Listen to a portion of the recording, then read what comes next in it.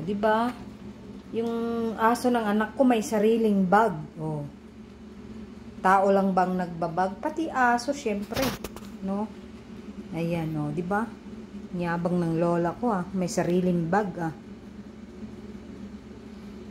O, lagayan niya ng plastic bag para sa kanyang pupo. O, lagayan ng kanyang snack. O, di ba, guys? Yan si Lola. Sobrang may sariling bag ang aking aso. Ang aso ng aking Jonakis. Sobra na itong spoiled, Yan. Hi, Lola. May damit pa yan. May sapatos pa yan, Pero syempre yung sapatos sa na yun, winter na yun, no. Or siguro kung mahaba na yung kanyang kuko. Kasi masakit na makaano yung kanyang kuko, yan, no. Paikot-ikot lang siya dito, guys, sa sa aming kitchen. Yan.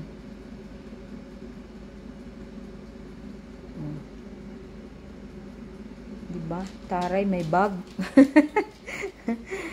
Kala nyo lang, tao lang ang nagbabag. Pati ako, sabi ni Lola.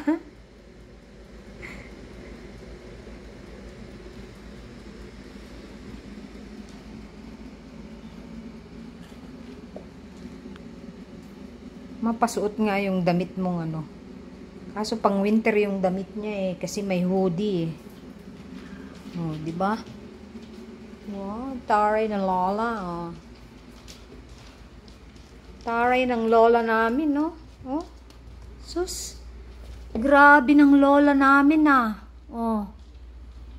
Grabe ang Lola namin, mayroong bag. Come here, Lola. Come here. Come here, Lola. Lola. Di ba, guys?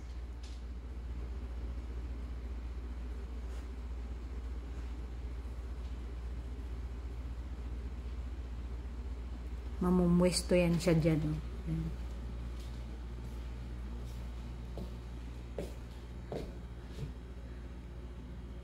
Si Lola may sariling bag.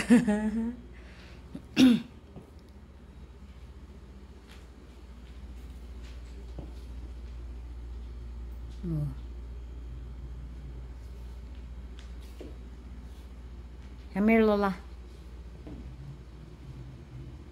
Come on.